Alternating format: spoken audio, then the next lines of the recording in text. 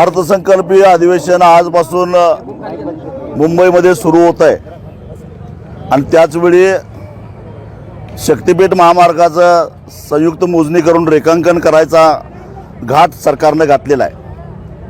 बळाचा वापर करून पोलिसी दंडुकेशाहीनं मोजणी करण्याचा प्रयत्न होतोय। परभणी असेल, लातूर असेल, अगदी कायदा धाब्यावर बसून पोलिसांनी गुंडागर्दी केलेली आहे। याचा निषेध करण्यासाठी म्हणून संपूर्ण राज्यामध्ये आज ह्या अशा प्रकारे निषेध आंदोलन आम्ही करतोय आणि जे बाहेर घडतं त्याचं प्रतिबिंब सभागृहामध्ये उमटावं अशी आमची माफक अपेक्षा आहे। जे निवडून गेलेले आमदार आहेत त्यांनी किमान जनाची नाही मनाची लाज बाळगून तरी हा सभागृहामध्ये उपस्थित केला पाहिजे। शक्तिपीठ महामार्ग करणे म्हणजे खरोखरच महाराष्ट्राच्या जनतेची लूट आहे आणि ही लूट साधीसुधी नाही, तर या लुटीतून जवळपास 60 ते 65 हजार कोटी रुपयाची लूट माया गोळा केली जाणार आहे आणि ही माया 2029च्या निवडणुकीसाठी वापरली जाणार आहे। म्हणून जे आज शक्तिपीठ महामार्गाचं समर्थन करतायत त्यांनी माझ्या एका प्रश्नाचं उत्तर द्यावं। केंद्र सरकारनं नुकताच एक रस्ता जाहीर केलेला आहे, नाशिक ते अक्कलकोट। हा 19,000 कोटी रुपयामध्ये पूर्ण होणारा 6 पदरी रस्ता, ज्याची लांबी 374 किलोमीटर आहे। तोही 6 पदरीचा आहे, तोही एक्सप्रेसच आहे।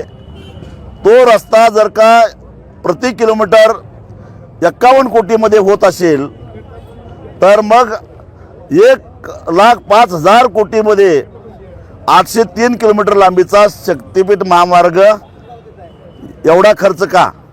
कारण 803 किलोमीटर आणि 1,05,000 कोटी रुपये म्हणजे साधारणपणे एका किलोमीटरचा खर्च आला 124 कोटी रुपये।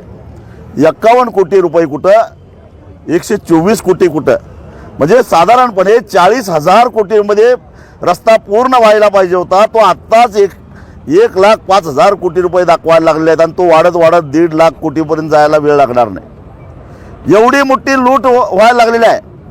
हा रस्ता सरकारच्या निधीतून होत नाही आहे, हा खाजगीकरणातून कर्ज काढून रस्ता पूर्ण केला जाणार आहे आणि त्यासाठी या रस्त्यावरून वाहतूक करणाऱ्या प्रवास करणाऱ्या प्रवाशांना तो टोलच्या रूपामध्ये भरावा लागणार आहे।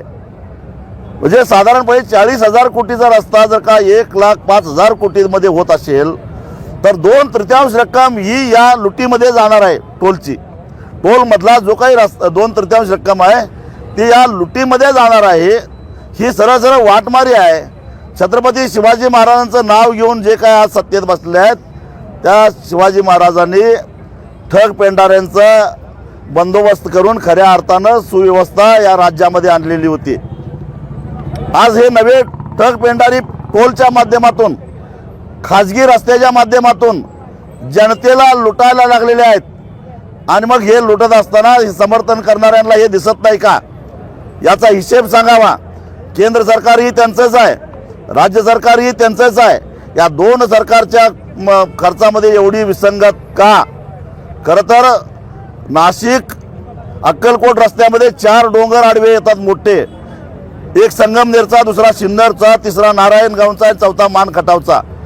या डोंगरामध्ये एकतर बोगदे काढावे लागतील किंवा डोंगर पूर्ण फोडावा लागेल, तरी सुद्धा तो 51 कोटीमध्ये 1 किलोमीटर होतो आणि हा सपाट केवळ आजऱ्याजवळ थोडासा सह्याद्रीला बोगदा काढावा लागणार आहे।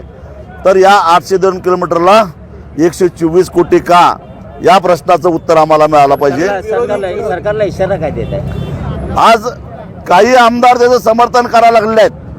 मी एवढंच सांगेन की आम्ही शेतकरी माणसं आहोत, आम्हाला माहीत आहे। मी कडव्याची बडीम रचतो आणि बडीम रचल्यानंतर त्याच्या भोवती कडव्याचा पालापाचोळा पडलेला असतो।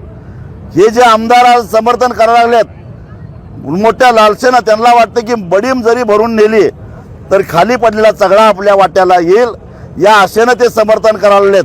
त्यामुळं विधान भवनामध्ये किंवा विधान भवनाच्या परिसरामध्ये जे आमदार या गोष्टीला विरोध करतायत त्यांनी या आमदारांना समर्थन करणाऱ्या आमदारांना विचारावं लागेल, गड्या या 65,000 कोटीच्या लुटीतला हिस्सा तुझा किती?